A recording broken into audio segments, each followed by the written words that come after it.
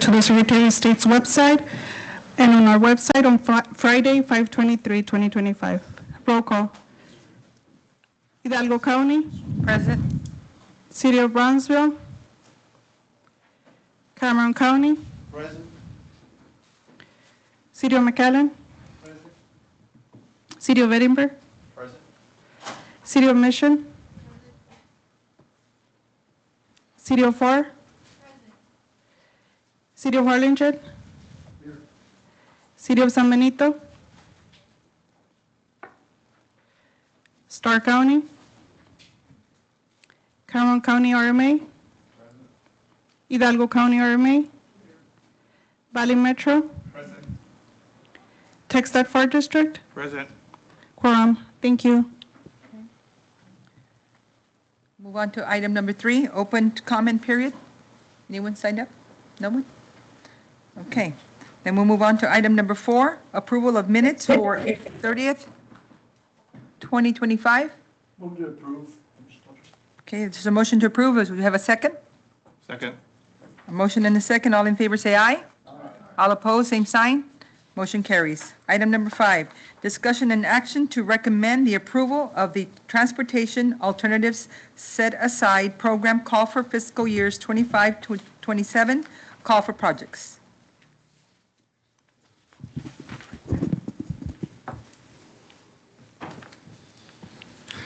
Good afternoon, Madam Chair and Policy Board members.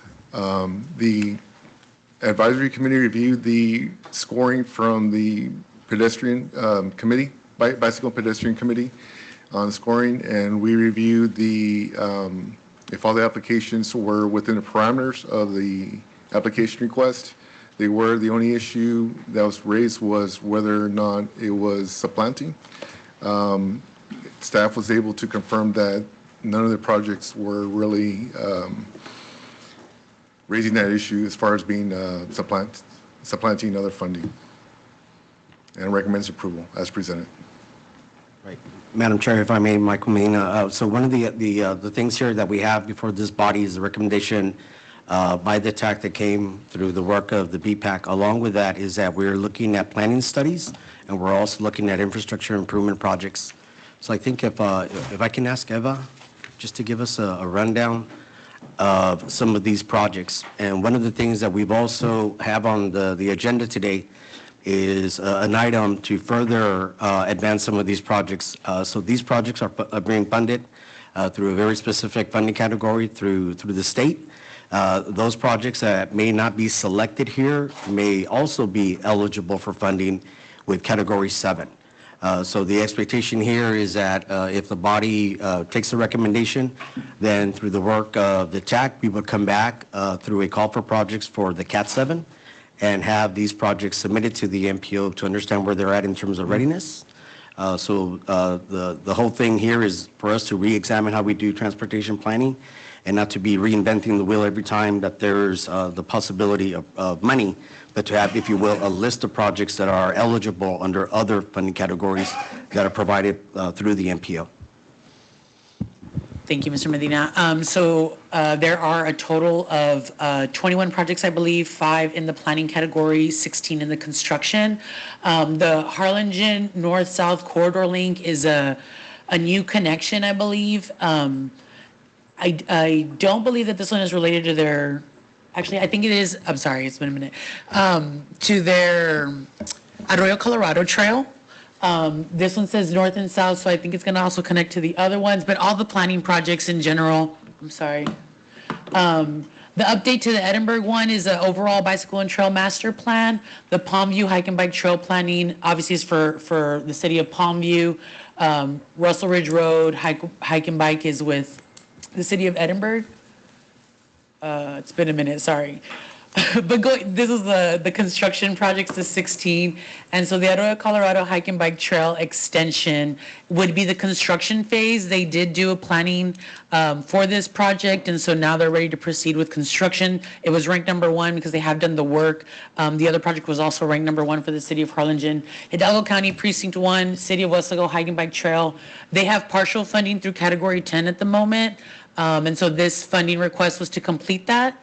Cesar Chavez Road is One of those projects that has some Category 7, this is to, again, develop their sidewalks and their side paths.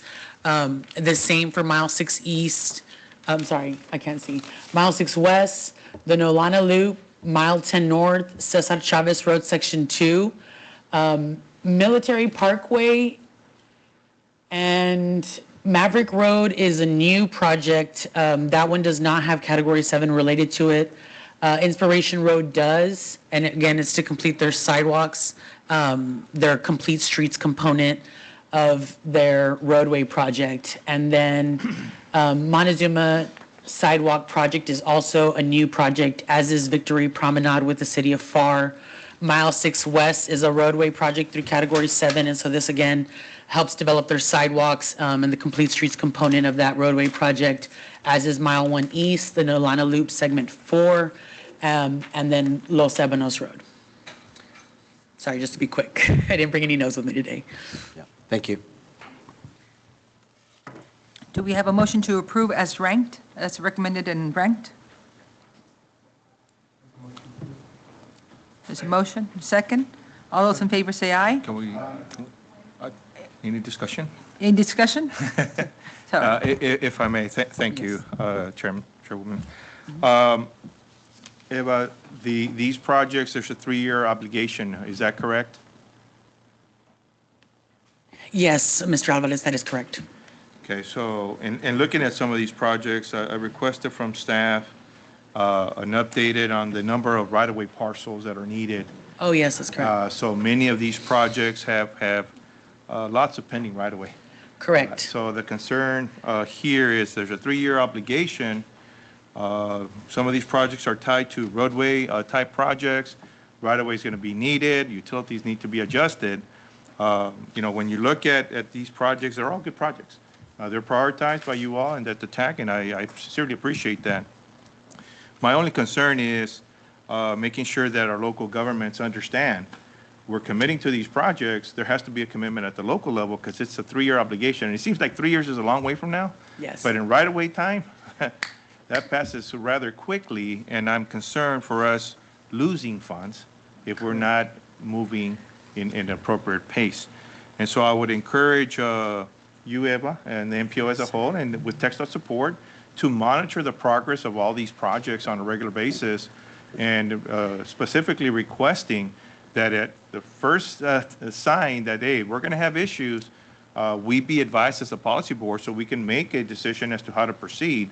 Maybe we need to put a project on pause and prioritize another.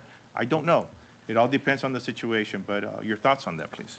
Yes, sir. I have my notes in my bag for the technical advisory committee. I was prepared. We did begin monitoring that specifically, Mr. Alvarez, to address that, kind of understanding when the right-of-way release date began and then how many parcels have kind of been acquired and how many are still pending. So I can go and run and get those notes, but your concern is valid.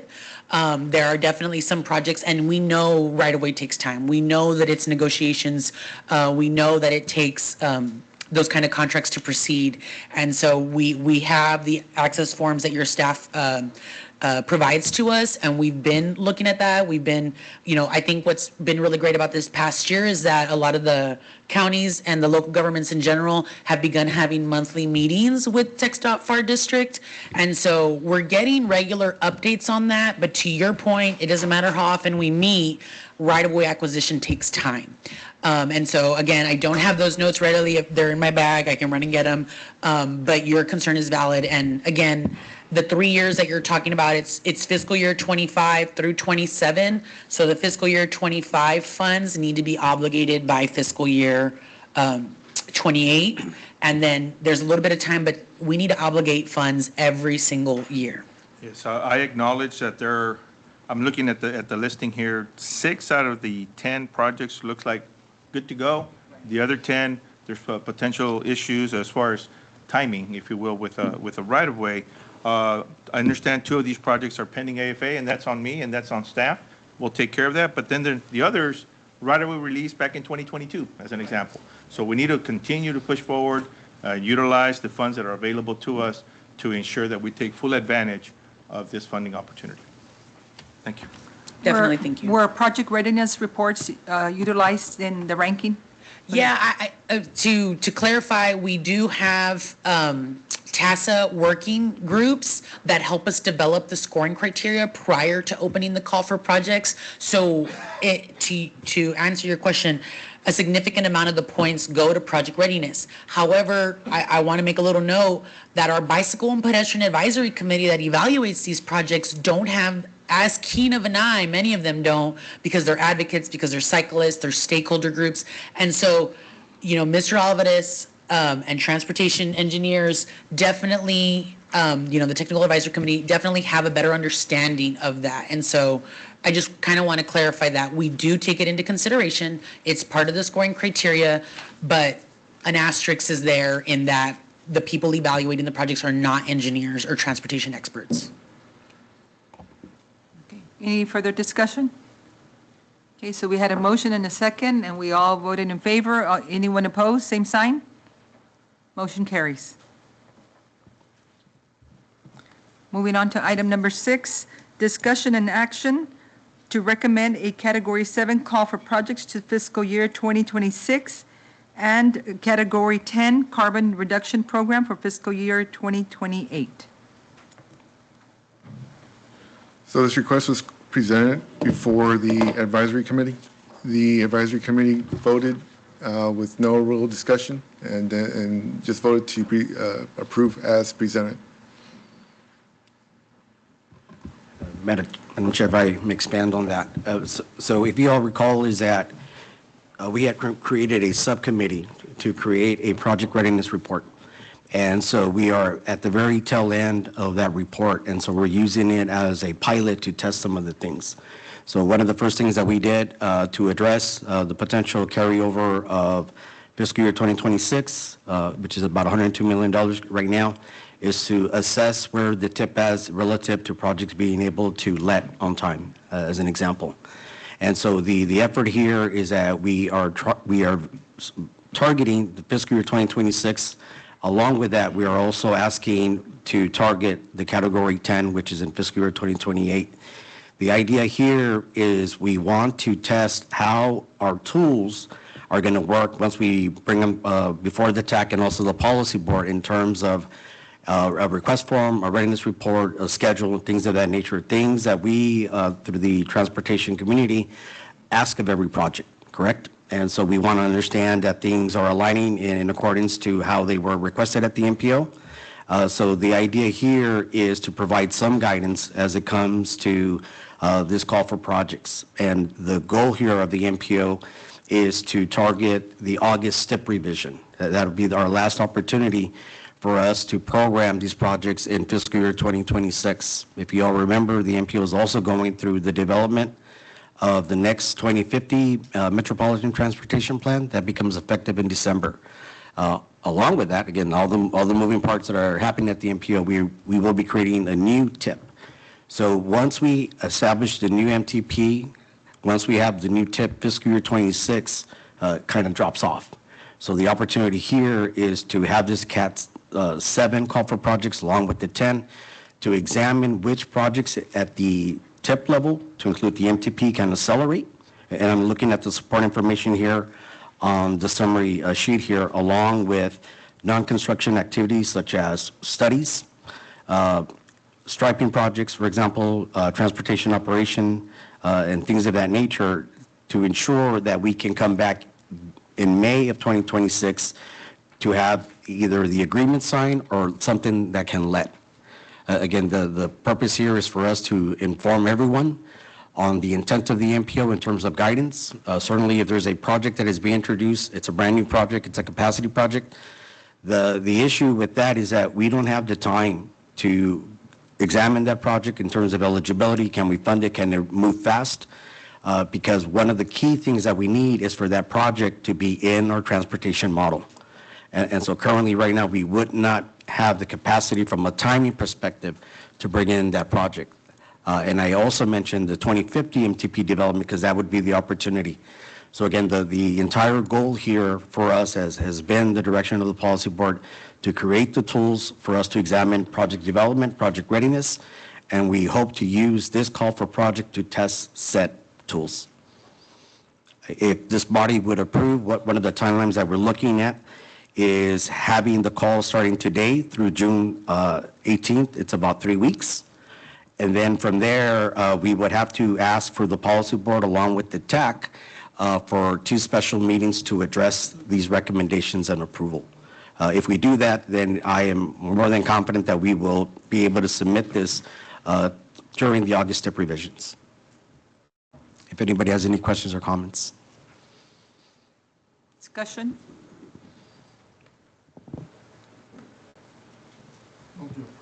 Okay, we have a motion and a second. All those in favor say aye. Aye. All opposed, same sign. Motion carries. Thank you. Moving on to item number 7, discussion and an action to recommend the May STIP revision. I believe Rudy will be giving the background on this item.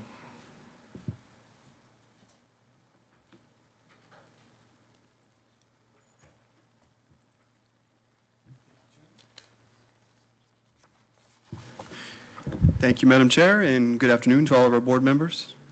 Up on your screen and inside of your packets, we have our public involvement flyer that announced the dates for public involvement, which has concluded as of May 23rd. We were open to the public from 8 a.m. to 5 p.m. at our office in Edinburgh. We also distributed brochures to our planning partners to make that available to the public as well. We also had a public input survey up on our website, and we'll remain to have that for public input.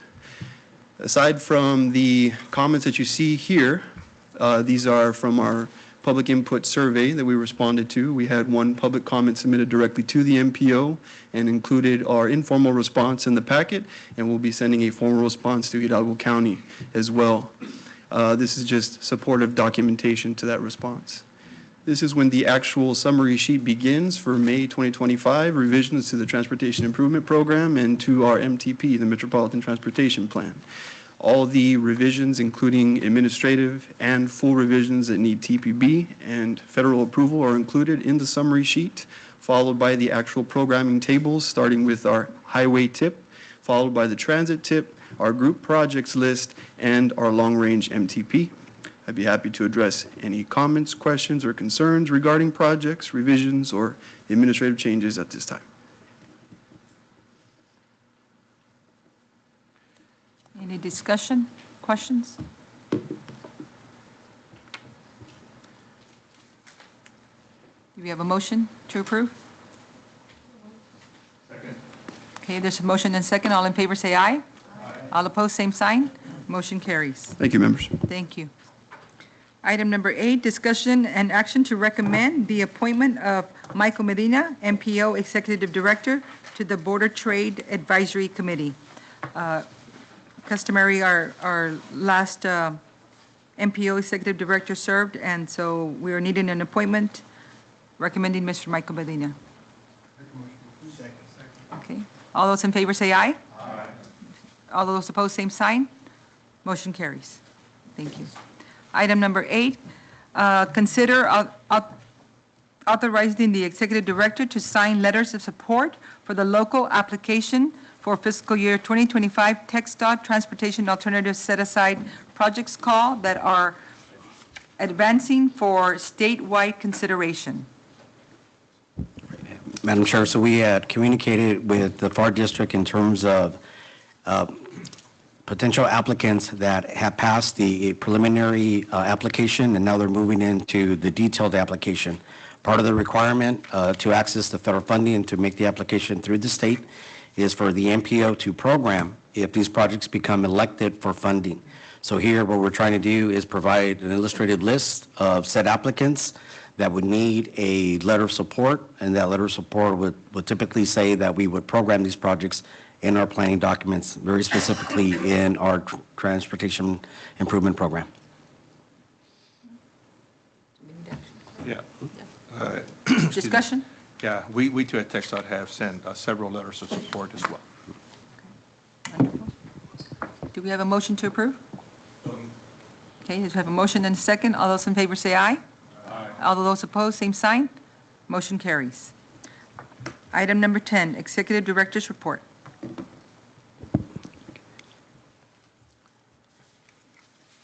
There we go. So, Madam Chair and Board, what we wanted to do during this executive director report is just to provide the highlight and really communicate to the policy board of the training that we had a couple of weeks back. I understand that the ice cream bar was a hit.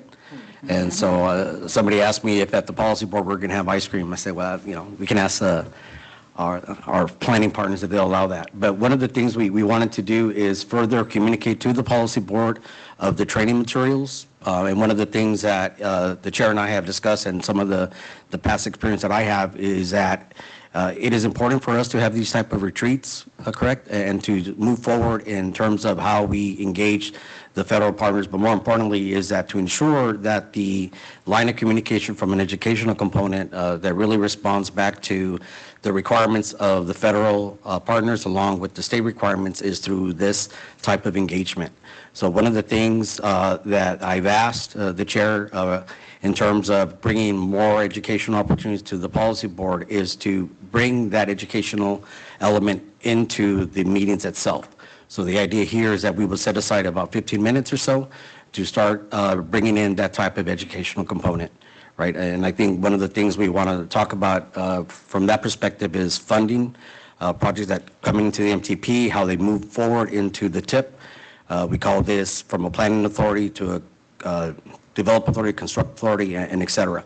So I think that some of these things will help us align with the requirements so that when we have the federal partners come back and do our review, we can illustrate and really take credit that we're doing this from the educational perspective, not only by the policy board and also every committee that the MPO has.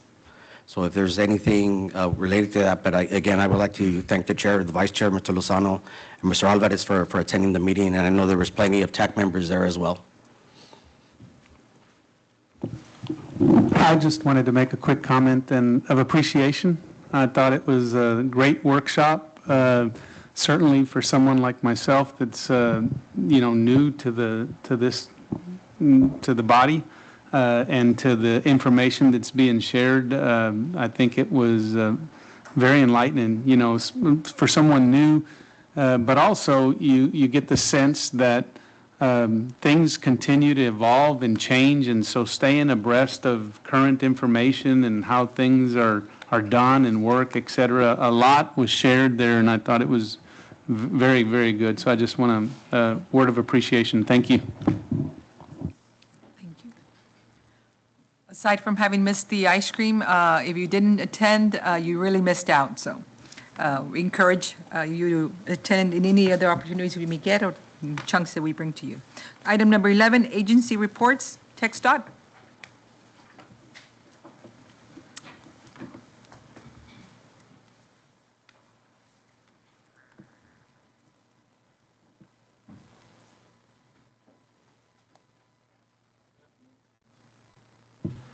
Good afternoon, board members.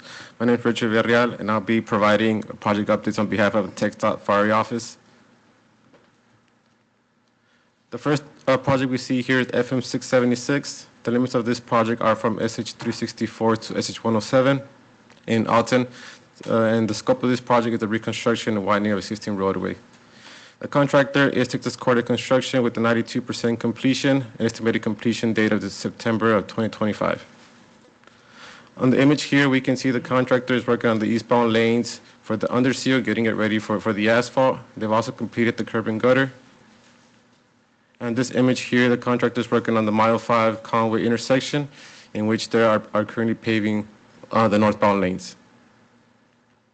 The next project is FM 1425, located in Mercedes, and the limits of this project are from Business 83 to SH 107, and the scope of this project is the rehabilitation of existing road. The contractor is Asao Construction with a percentage of completion of 47%, estimated completion date of March 2026. On the image here, we can see the contractor is currently working on the flex space from mile 10 to mile 11. And here we can see the flex space almost completely ready for the first lift of asphalt. Next up, I'll hand it over to Cameron County, to the San Benito area office.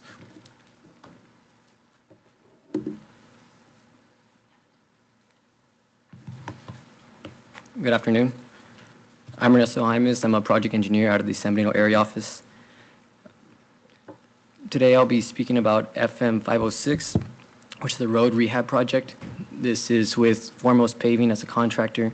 It is approximately 95% complete, and the expected completion date is August 2025. This project goes from Business 83 to FM 3067, and the scope of this project is to rehabilitate the existing roadway.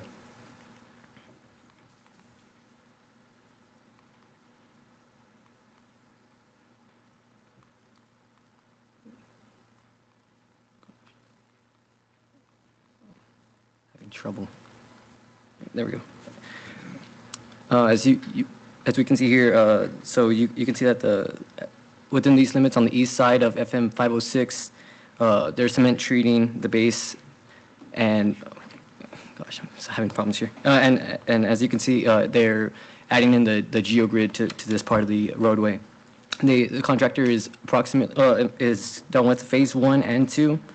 The contractor has completed the proposed first lift of hot mix as of last week on the east side of the roadway from Cooper Lane to FM 3067, which is the last segment of construction for this project.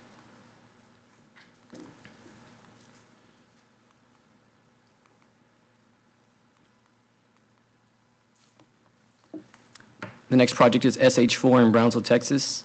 The contractor for this one is Posilico Civil. It is 38% complete with an expected completion date of April 2026. The limits for this project goes from Interstate 69 to SH48, and the scope of this project is to rehabilitate existing roadway. For this project, as you're seeing right here, this is phase 2, step 1 on the south side of the roadway from Porter High School in Brownsville, Texas to SH48. The contractor is working on drainage structures from Porter High School to SH48, working on cement treating the base. In this next picture, you can see phase 1, step 2. This is the north side of SH4 from I-69 to Taft Street, and the contractor is working on cement treating the base. Next will be our colleagues from Starr County.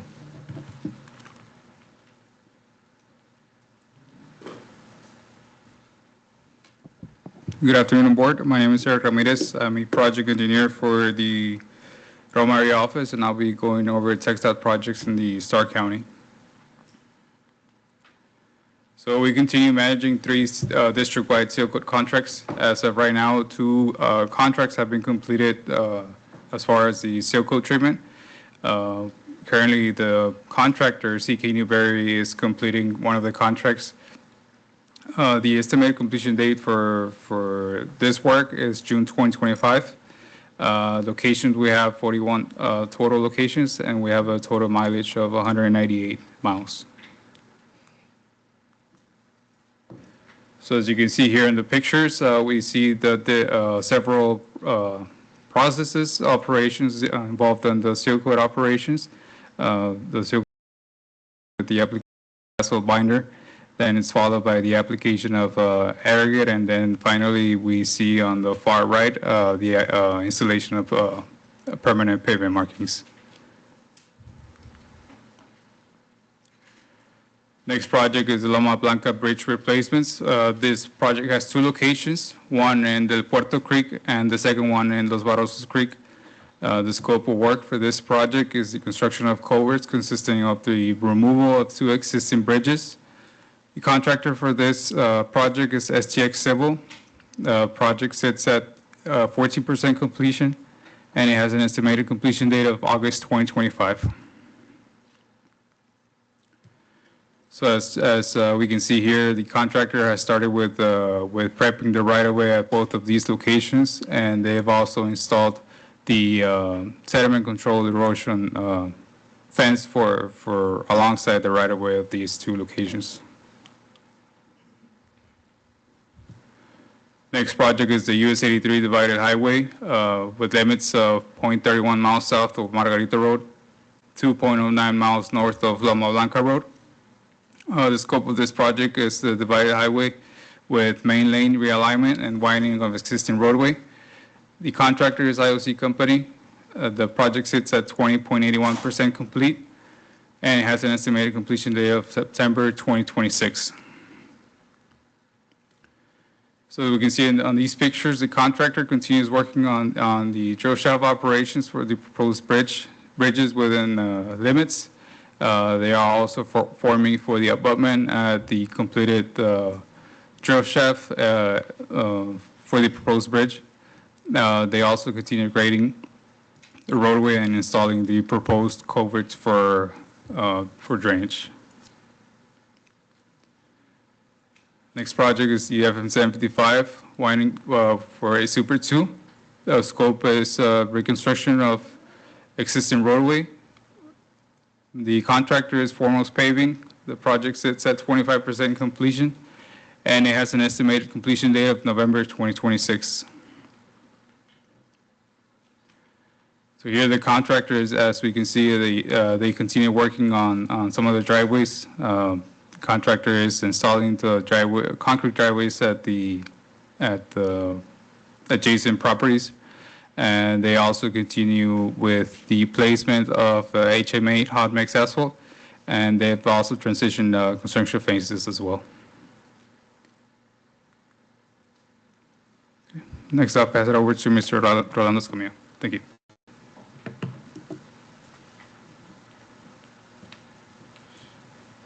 Good afternoon. My name is Rolando Escamilla, and I'm representing the design support section, and I'll be covering the bridge design project updates. Starting off with the Loma Blanca projects, as previously discussed with the Roma area office, it's the Del Puerto Creek Bridge and Los Barrosos Creek Bridge. Those are being replaced with non-bridge class culverts, and they have reached 100% PS&E ready to let, and they're already in construction. Next up is mile 17.5 North Road in Hidalgo County Precinct 1. This one has reached 100% PS&E and is currently under review in our section. And the limits consist of the bridge with 150 feet of approaches. The scope for this one is going to be a bridge replacement. Next up is mile 1 West in Hidalgo County Precinct 1 as well. This one's also at 100% PS&E, goes with mile 17.5 project. Same scope, it's a bridge replacement with 150 feet of roadway approaches, and this one is currently under review in our section as well for the 100% PS&E. We have Stanger Road in San Benito. This one has also reached 100% PS&E. Utilities are in progress. We have some overhead electrical utilities. This one is a bridge replacement with up to 150 feet of roadway approaches, and it is currently under review in our section as well with the other two bridges. And next up, we have Minnesota Avenue in Brownsville. This one's an off-system project, a bridge replacement with the same deal, 150 feet of roadway approaches. We have the 100% PS&E submittal under review in our section. With Minnesota, we have Brown, and this one is contingent on our clearance for environmental right-of-way and utilities. We do have 100% PS&E and pending utilities, and this one we have received a 100% submittal, which is also under review.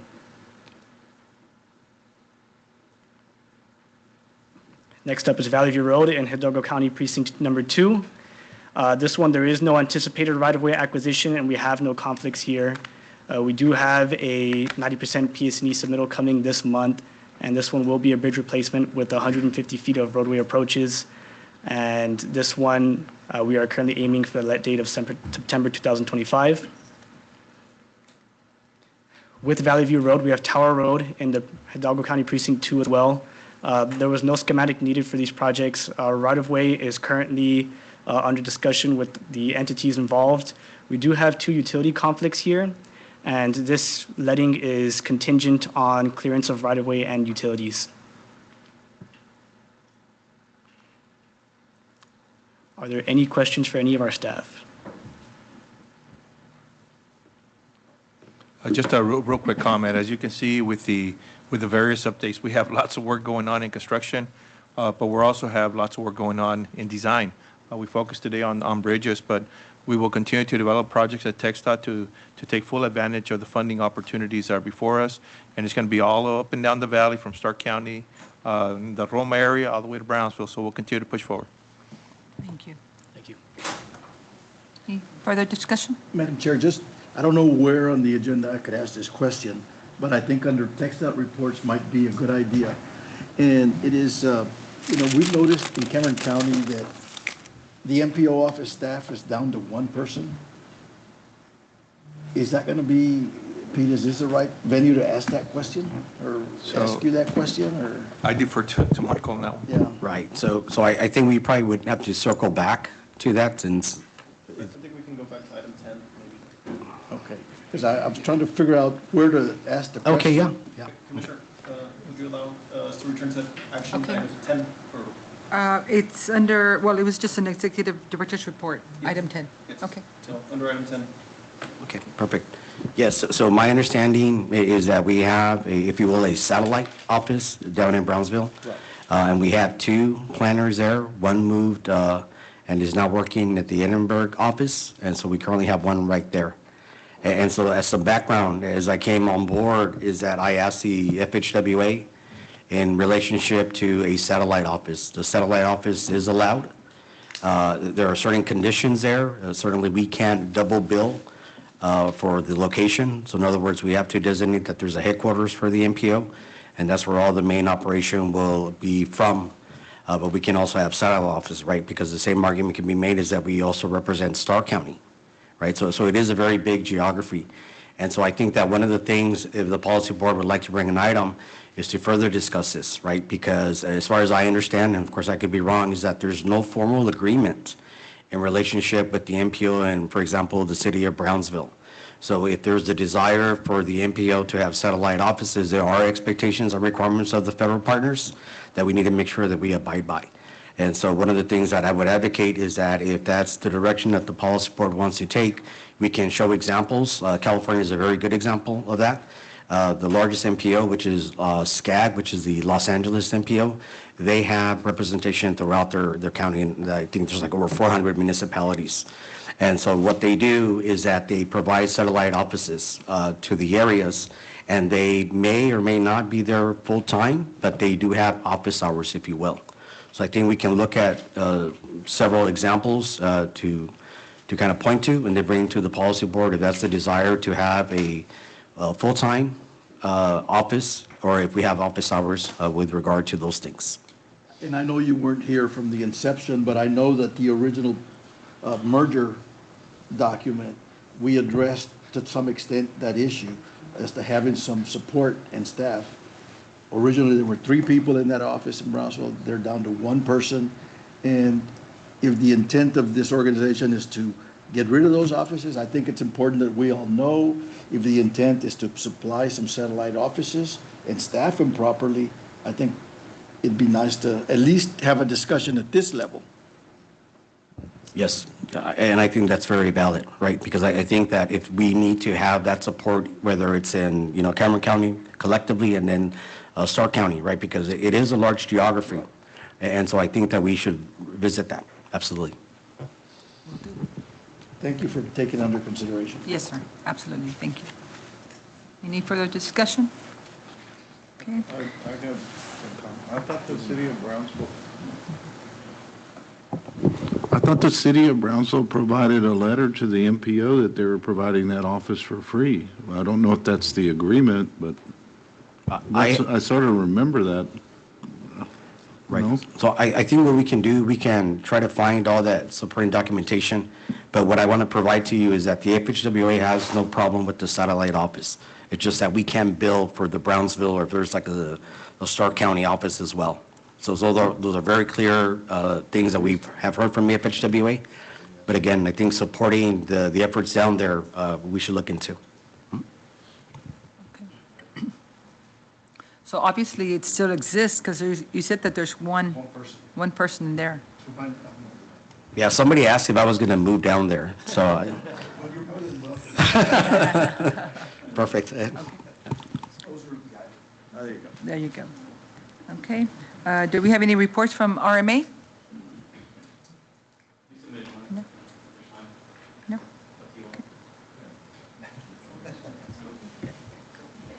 That's like you to keep it short. Efficient. Good afternoon. Yeah, we'll hit a couple of highlights as the full reports in your packet. Old Dallas Road, we continue with utility relocates. We have AEP and AT&T now in the field, now that we have the whole right-of-way staked. So we're still approaching this as a FY26 letting. We've also got a merged plan set. We have broken up the sidewalk from the roadway at the beginning of the year. Now we're bringing that back in one package to let one contract. South Parallel Corridor Phase 3, I'm fixing to submit the 100% PSNE for this project already. Same thing, utilities, the right-of-way is already in hand. There's one condemnation that's being scheduled in June. And then all the right-of-way is already in hand in some process. PSNE will be submitted. The project's already environmentally clear. Another FY26 letting. SH 550 Gap 2. This one, we're going to circle back and have some discussions with TxDOT about some ideas about doing mitigation within right-of-way. There's some like low-quality wetlands that I think we need to circle back on and discuss. And obviously, this project has a small gap to it as well. So I think if we could get those two items buttoned up, this could potentially be a FY26 or early FY27 letting possibly, because it's already, PSNE is already very advanced, and the railroad exhibit already got sent back to us and is going to go before our board this week. East Loop, as you all saw it listed, we did make good on the policy board's previous allocation of 20 million in CAT 7 for the project, so that's currently going to make its rounds through the TIP revisions. We've also got the 95% submittal that's going to be sent this week along with it, and the environmental process has picked up here as of late with U.S. Fish and Wildlife for our land swap. Once we get that finalized, we're able to close the loop on the environmental pretty quickly. So we hope to finish that here by early fall in terms of the environmental. And then on this board agenda item, we also have the item for doing right-of-way acquisition services. So we're going to be staging for doing local acquisition of right-of-way. So when the environmental approval hits, we can hit the ground running with all the appraisals and all the legwork that comes with that, title commitments and so on.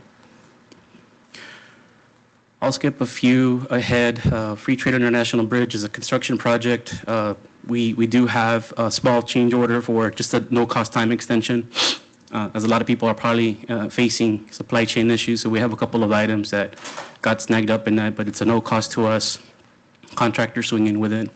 And once we bill for some of the larger ticket items, the time and the percentage complete will ratchet up pretty quickly. Dana Avenue, we'll be submitting the 30% PSNE at the end of this month. So it's right around the corner along with the right-of-way map, with the hope that we can get that reviewed pretty quickly and start setting the stage for right-of-way acquisition as this project's already environmentally clear.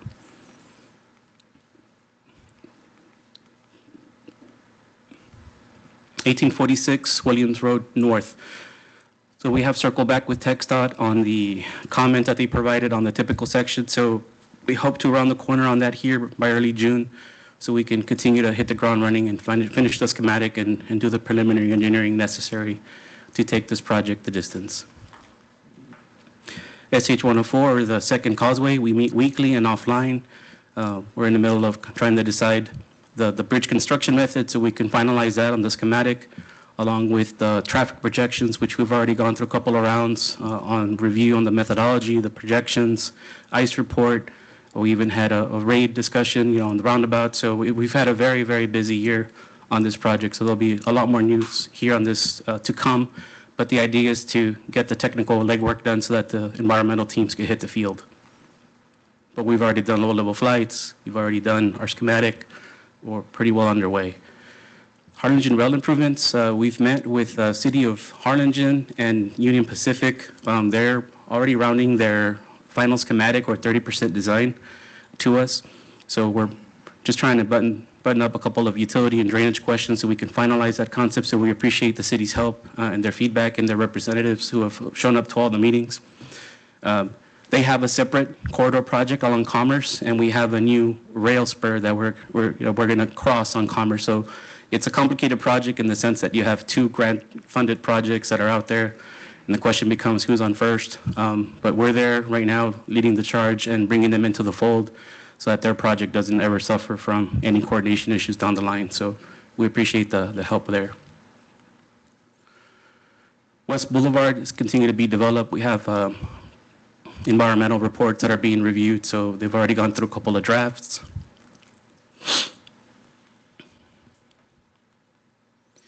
US 21 connector.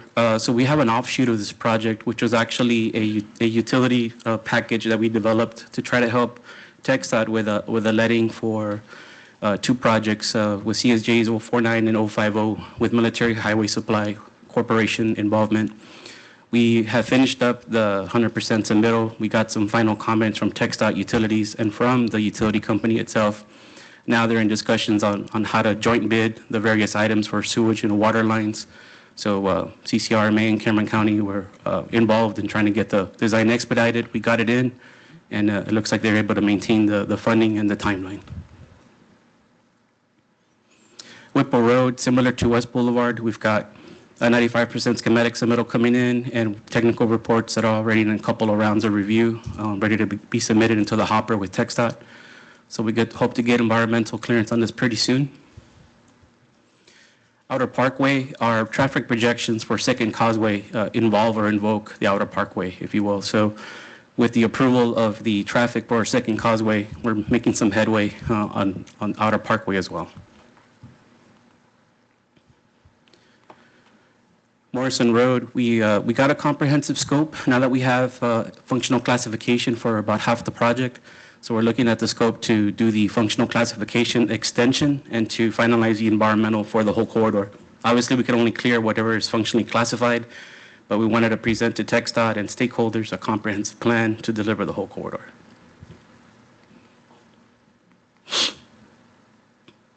SH48 master plan, we had wrapped this up late last year, but we had some feedback from the port that we just met with on Friday. They pretty much gave us the thumbs up on the concept. We have just one small addition. We have to make to one of the overpasses to include a railroad crossing component to it. But other than that, everything's pretty much approved. I want to recognize a couple of toll-related projects. We don't talk about them much here. I know because of the workshop, we've talked about TSMO and standards. So, we do hope to continue the dialogue with stakeholders about the Fuego tag. So we do have a regional tag that, last year went fully interoperational with the Central United States Interoperability Network. What that means is that your Fuego tag from RGV can be read all the way up to Michigan and from Texas, actually from Colorado all the way to Florida. So it's got very good coverage now. It went from a regional tag to pretty much a nationwide standard. That's through our collaboration with Harris County Toll Road Authority, who's providing that back-end support across various toll roads in the United States. It's also come in with the benefit of a back office, which we're looking to deploy with Cameron County Bridges. So we're in the middle of finalizing integrations at the county bridges so that the Fuego tag can be read there, as well as Easy Pass, and make them a little more interoperable for drivers that cross the border. And not only that, we've also started picking up the discussions with Hidalgo County RMA on possible collaboration for the usage of the Fuego tag and for the back office support and actually customer service support that they might be investing in to support their coming toll operation on the 365 tollway. So we're pleased to see that coming back. We appreciate the progress and the trust that they have in reaching out. So we look to finalize those discussions and keep their schedule so that they can go live. So unless there's any questions, I'd be happy to answer. Any questions?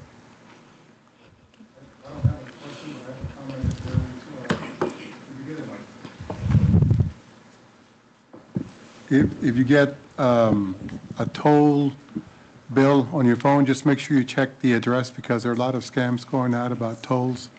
I've gotten 2 so far, and I almost paid them except I looked at the email address and it wasn't. I think they were from China. Is what they were from. So.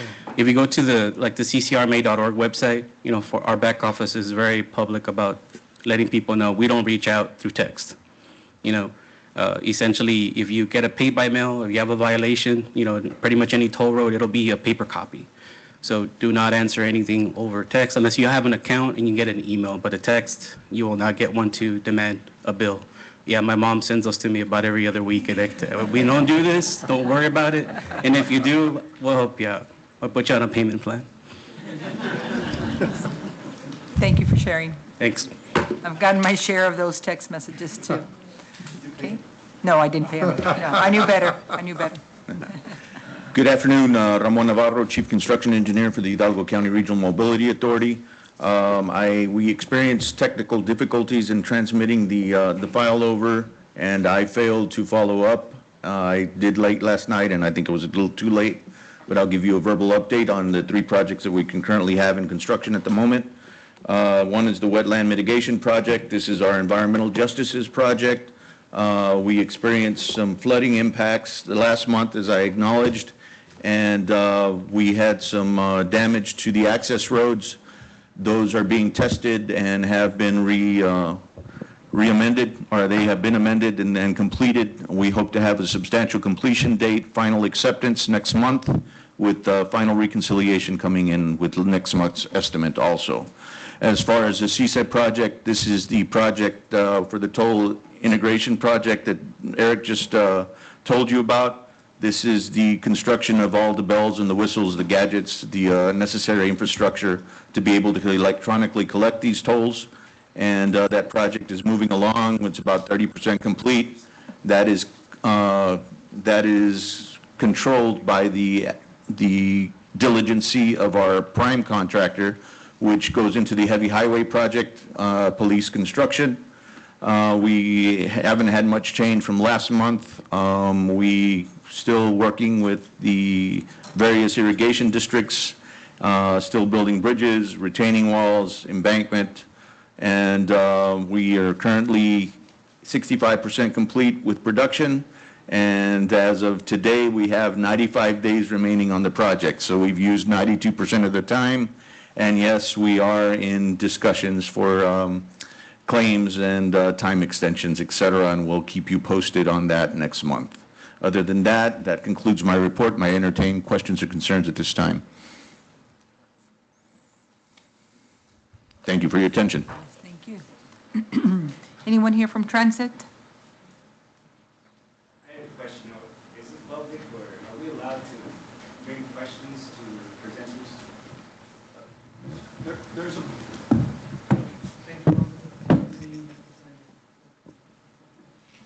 Yes, at the beginning of the board meeting, there was a section for public comments, and there's a process where you need to sign up and things like that, but if the chair would allow it, I don't know if we want to. Did you have a question or a comment on one of these items?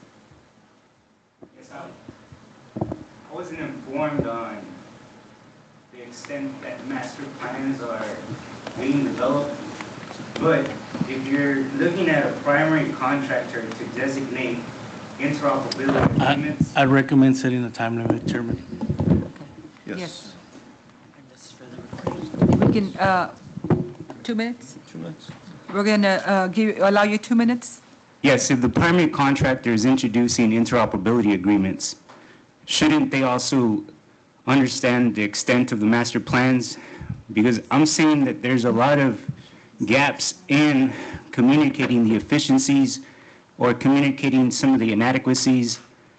Again, I mentioned this in the previous meeting about including public participation, but if the public isn't informed on the standards that are currently indicating the national standards and how interoperability works across public and private enterprise, we need to reevaluate how these prime contractors are designating their internal auditing practices, because if you look at the infrastructure, things are evolving so fast that there's other contributors that can also elaborate on a much more efficient scale on what these numbers are actually translating and how projects that perhaps aren't able to designate justice into the system, we need to create some sort of contingency plan to mitigate these measures that haven't even been included into these operations.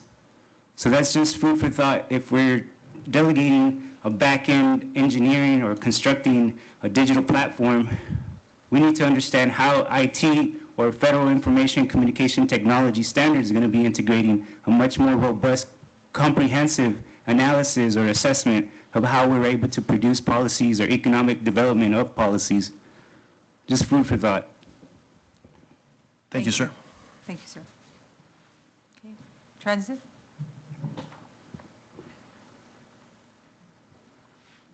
afternoon. Nancy Sanchez for Valley Metro. I apologize, we didn't have a packet this month, as we did submit a quarterly report in the month of April.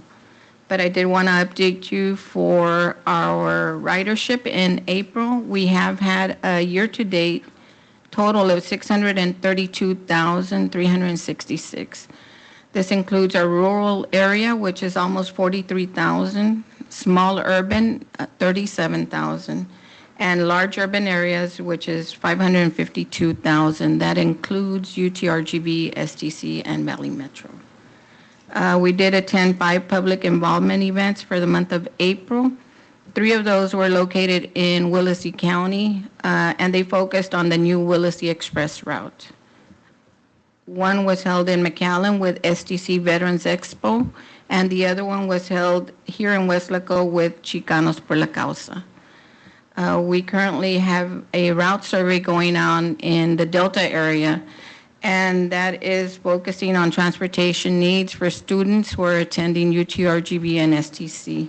We've received over 150 responses so far, so we're going to be working on getting the results for those surveys. That's a report for the month of April. Thank you for your report. Any discussion, comments? Okay, then we'll move on. Yes, Yeah, sir? just, I'd like to ask a question to the policy board regarding these reports. In the essence of time in the past, what we have done, and I really appreciate the RMAs and Transit submitting the reports. We TxDOT also submit reports. Does the policy board find it beneficial to have these reports? Or would it be more efficient or effective if we did on a quarterly basis and just provide a paper copy, if you will, or through electronic files for your review and approval? I'm just trying to be considerate of everybody's time, and I thought I'd ask the question. I know that we take some time to go over 3 different area office reports, and then we do design, RMAs. I'm just trying to gauge the audience. What are your thoughts on that? Should we do them quarterly, provide monthly updates, but then quarterly actual presentations, or we just continue as is, TxDOT on a monthly, and then the others on a quarterly basis? I think quarterly bases are, I think, better because of construction, there's not much activity from one month to the other. Quarterly would be great. Quarter. Across the board? Across the board. Across the board? Yes. Yeah, you can just include it in the packet every month, and people want to see what, Yeah, they can look at it themselves. I think it's a good idea. Just include them in the packet, but just have a quarterly report. Oral report. An actual presentation Yeah. on a quarterly basis. On a quarterly basis. Yeah, I think that's pretty good. Yeah, I'm just trying to be respectful. I know that you all have a second, this is your side job. You all have a full-time job, I get that. But I just wanted to make sure and get some perspective. We'll take that into consideration. Yes. Moving forward. There used to be another item on your, you'd had the CSJ, the contractor, the percent completion, and also percent completion time used. Okay. That fell off. I think that is still on the packet report, but we will take that comment into consideration and add it to our slides whenever we do report on a particular project, Commissioner. It would be nice to see. Yes. Yeah, I think it's in the actual packet, but we will, on our presentation, we'll include the time used. Okay. Thank you. And I just wanted to add a comment. Thank you, and I think that's something that we should consider. But maybe on the MPO website we can have a map that anybody could just always go click and just find out the latest update. I don't know what their capabilities are, but that would be very helpful. Yeah. At any time anybody could access. Obviously, these reports would be helpful, but maybe something for us to consider. Okay. So we're doing it on a quarterly basis, or? Quarterly is a recommendation. Presentation every quarter. So are we good with, I think the way it's set up right now for the RMA and the transit is January, April, July, and I guess November? Or October, I should say. So I think one thing that we could probably consider is just to align it with the STIP revisions, just to make sure that everything is online, right? Everything that we're doing in terms of ensuring that projects are moving forward is that to have that presentation quarterly or even before we do the STIP revisions as well. Okay. Do we have anything for closed session? Okay. So then we move on to item number 14, and that is adjournment. Okay, we have a motion and a second. All those in favor say aye. Aye. All opposed, same sign. Motion carries. Our next meeting is on June 25th, 2025, 1:30. Thank you.